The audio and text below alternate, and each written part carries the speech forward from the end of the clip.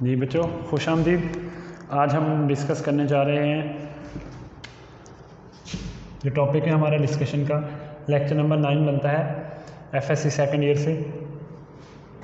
हम FSc second year से chapter number 15 को डिस्कस कर रहे हैं, जिसका टाइटल है होमियोस्टेसिस। जो टॉपिक होमियोस्टेसिस चैप्टर है, इसके अंदर हम डिस्कस करेंगे एक्सक्रीशन। तो एक्सक्रीशन हमने डिस्कस करना है किसमें? लास्ट लेक्चर में हमने एक्सक्रीशन डिस्कस किया था प्लेनेरिया में, हाइड्रा में, अर्थवर्म में। आज हम डिस्कस करेंगे एक्सक्रीशन इन कॉकरोच। तो कॉकरोच में एक्सक्रीशन डिस्कस करेंगे। जो कॉकरोच में एक्सक्रीशन है, बुक में जो टॉपिक लिखा है वो एक्सक्रीशन कॉकरोच बताया। कॉकरोच के बारे में हमने डाइजेस्टिव सिस्टम पढ़ा चैप्टर नंबर 12 में, इसमें रेस्पिरेटरी सिस्टम पढ़ा चैप्टर 13 में, ट्रांसपोर्ट पढ़ी चैप्टर 14 में। तो कॉकरोच के साथ जो डायग्राम बनाई है बुक में, वो डायग्राम बनाई है ग्रॉस हॉपर की। ठीक है, तो डायग्राम ग्रॉस हॉपर की बनाई है, लेकिन जो है वो टॉपिक कॉकरोच का लिखा है। एक्चुअल में ये जो टॉपिक सारा बताया हुआ है ये इंसेक्ट्स के ऊपर है। तो ये जितना भी टॉपिक बताया हुआ है ये किसके ऊपर है? इंसेक्ट्स के ऊपर है। तो इंसेक्ट्स में जो है वो एक्सक्रीशन को डिस्कस किया हुआ है यहाँ पे ओवरऑल जनरली। तो जो हम डिस्कस करेंगे हेडिंग के हिसाब से, तो इनका एनवायरनमेंट कौन सा होता है? इनका एनवायरनमेंट होता है, इन्हें शॉर्टेज ऑफ वाटर होती है, इनमें बॉडी फ्लूइड कौन सा होता है, और फिर हम डिस्कस करेंगे इनमें एक्सक्रीटरी स्ट्रक्चर, वेस्ट कौन सा होता है, इससे हमें पता चल जाएगा। और एक्सक्रीटरी स्ट्रक्चर कौन सी होती है। तो मैं शॉर्ट वर्ड लिखता हूँ ताकि आप लोग को ज़्यादा से ज़्यादा पढ़ा सकूँ। इनका जो एनवायरनमेंट होता है वो एनवायरनमेंट होता है, इसमें शॉर्टेज ऑफ वाटर होती है, तो इसे हम कहते हैं हाइपरटोनिक एनवायरनमेंट में आते हैं। कौन से एनवायरनमेंट में? हाइपरटोनिक में। अब जो कॉकरोच है, ग्रॉस हॉपर है, इंसेक्ट्स हैं, ये डेजर्ट एनिमल है, तो ये हाइपरटोनिक एनवायरनमेंट में रहते हैं। हाइपरटोनिक में क्या होता है? शॉर्टेज ऑफ वाटर होती है, तो वहाँ पे शॉर्टेज ऑफ वाटर, पानी की कमी रहती है। और इनका जो बॉडी फ्लूइड है वो, क्योंकि कॉकरोच के अंदर ओपन सर्कुलेटरी सिस्टम होता है, और जिनका ओपन सर्कुलेटरी सिस्टम होता है उसमें जो फ्लूइड होता है उसे नाम देते हैं हीमोलिम्फ। लिम्फ की तरह फ्लूइड होता है, तो इसे हीमोलिम्फ कहते हैं। और इनमें वेस्ट कौन सा होता है? क्योंकि इन्हें पानी की कमी है तो ये यूरिक एसिड प्रोड्यूस करते हैं, यूरिक एसिड क्रिस्टल प्रोड्यूस करते हैं, तो यूरिक एसिड वेस्ट होता है। यूरिक एसिड वेस्ट को मिनिमम से मिनिमम वाटर रिक्वायर होता है एक्सक्रीशन के लिए, तो इसे लीस्ट वाटर रिक्वायर होता है, लीस्ट वाटर रिक्वायरमेंट होती है फॉर रिमूवल ऑफ कौन सा वेस्ट? Uric acid. अब एक्सक्रीटरी स्ट्रक्चर्स की बात करते हैं। जो एक्सक्रीटरी स्ट्रक्चर है वो इनके अंदर वो कौन सी पाई जाती है?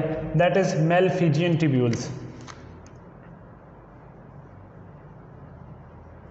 अब ये जो ऑर्गेनिजम्स हैं कॉकरोच वगैरह, इनके अंदर जो एक्सक्रीटरी स्ट्रक्चर्स पाई जाती है उसे नाम क्या देते हैं? मेलफिजियन ट्यूब्यूल्स।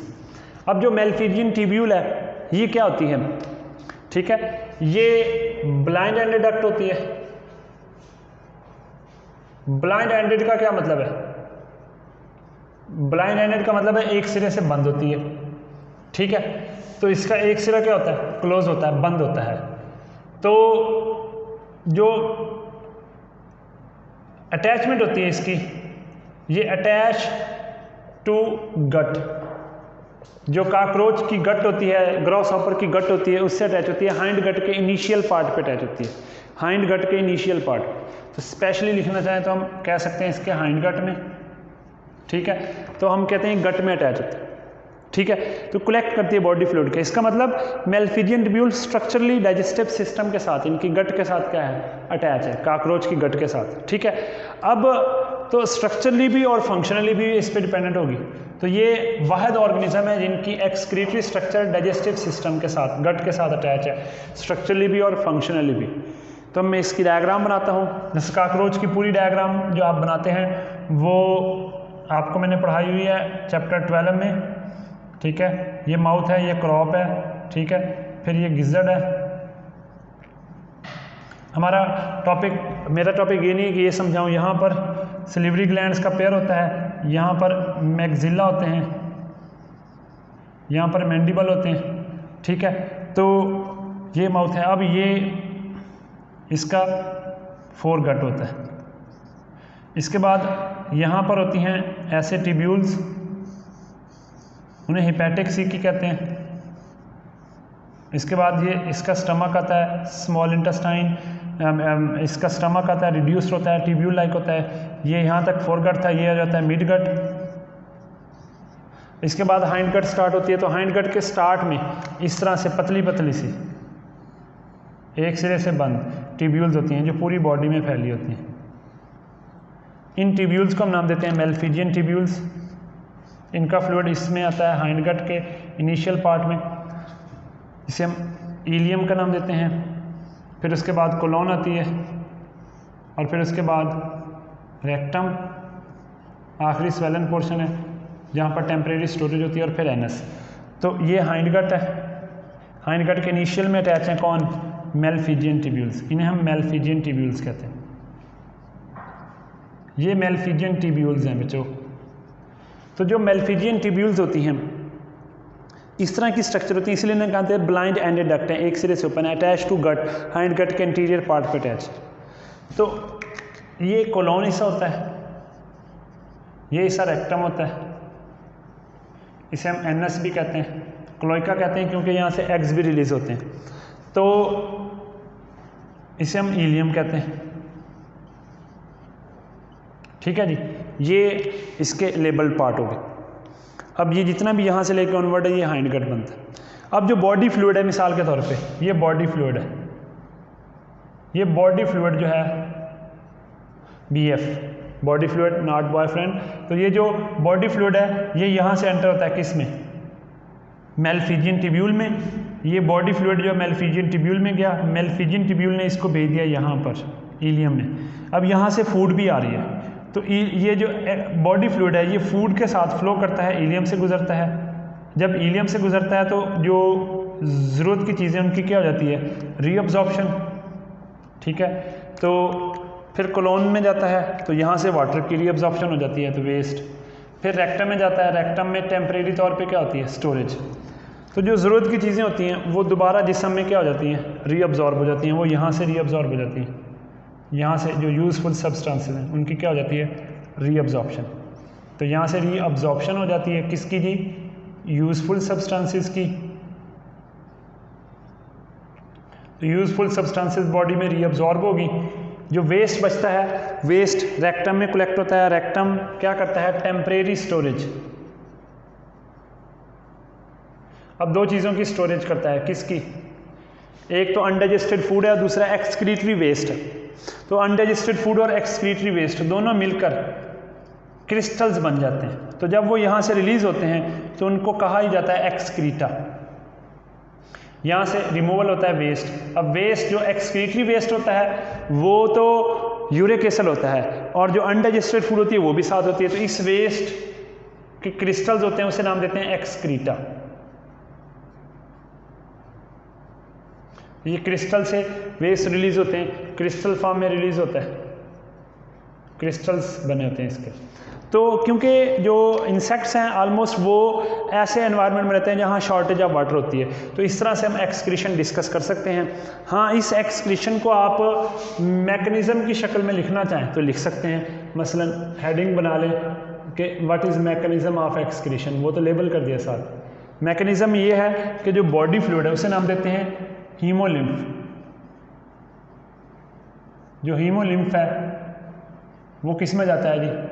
हीमोलिम्फ बॉडी फ्लूइड है, ठीक है। तो हीमोलिम्फ को बॉडी फ्लूइड कहा जाता है। हीमोलिम्फ कहाँ जाता है जी? हीमोलिम्फ मेलफिजियन टिब्यूल में जाता है। That is collected by Malpighian tubules.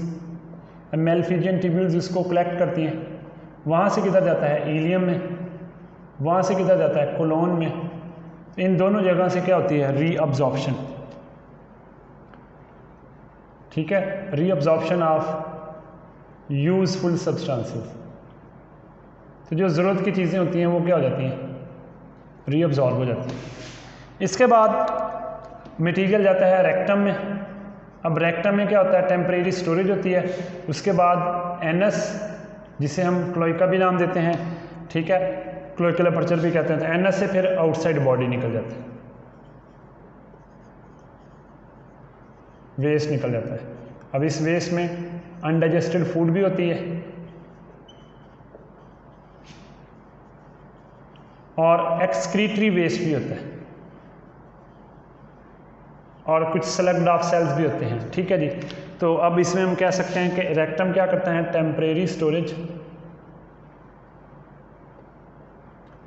किसकी करता है, वेस्ट की। तो इस तरह से हम इसका मैकेनिज्म भी मेंशन कर सकते हैं। तो ये था आपका कॉकरोच में एक्सक्रीशन। तो पिछले लेक्चर में मैंने बताया था हम इनवर्टिब्रेट्स के अंदर पहले एक्सक्रीशन डिस्कस करेंगे, उसके बाद हम चलते हैं वर्टिब्रेट्स में। ठीक है जी।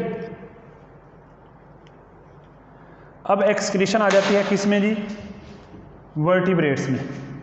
तो हम वर्टिब्रेट्स में एक्सक्रीशन को डिस्कस करेंगे। ठीक है जी।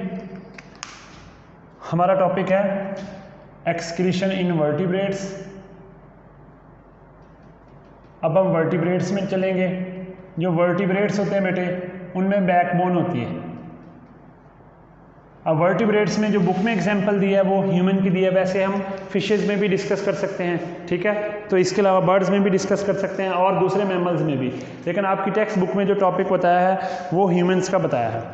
तो जो वर्टिब्रेट्स हैं उनका इनवर्टिब्रेट के मुकाबले में कुछ कंपैरिजन बताया हुआ है कि जो इनवर्टिब्रेट्स थे, किसमें, इनवर्टिब्रेट्स में, जिनमें बैकबोन नहीं होती, जो हमने पहले पढ़े हैं, आपने देखा कि इनमें एक्सक्रीटरी स्ट्रक्चर पूरी बॉडी में फैली होती है। तो आप ये कह सकते हैं कि एक्सक्रीटरी स्ट्रक्चर जो होती हैं वो स्कैटर्ड होती हैं थ्रू आउट बॉडी, पूरी बॉडी में फैली होती है। जैसे हम बात करते हैं किसकी, अर्थवर्म की, तो उसमें हमने पढ़ा कि मेलफिजियन ट्यूब्यूल पूरी बॉडी में स्कैटर्ड है। कॉकरोच में हम डिस्कस करते हैं तो मेलफिजियन ट्यूब्यूल हैं ऑलमोस्ट, ये भी पूरी बॉडी तक फैली होती हैं। तो जो वर्टिब्रेट्स हैं उनमें जो एक्सक्रीटरी स्ट्रक्चर हैं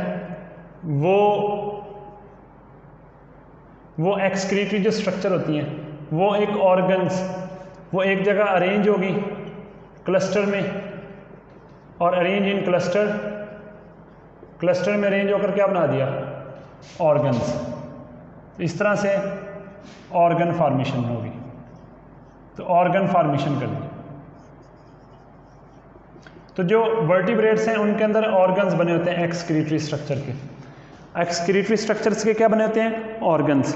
तो अब इसकी एग्जांपल हम ह्यूमन में देते हैं। मिसाल के तौर पे वर्टिब्रेट में एग्जांपल दी है ह्यूमन की। ह्यूमन में एक्सक्रीटरी ऑर्गन कौन कौन से हैं, ह्यूमन में एक्सक्रीटरी ऑर्गन, तो कुछ स्टूडेंट समझते हैं कि जो है स्किन एक एक्सक्रीटरी ऑर्गन है, बुक की लाइन में लिखा हुआ है।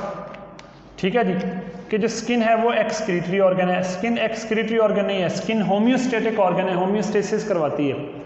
यानी आप ये कह लें कि जो स्किन है वो थर्मो रेगुलेशन करवा रही है, वो और काम कर रही है, प्रोटेक्शन का काम कर रही है, बैरियर का काम कर रही है, लेकिन जो स्किन है वो एक्सक्रीशन नहीं करवाती। मसलन जो स्किन है, इसके बारे में बता दें, नॉट एक्सक्रीटरी ऑर्गन।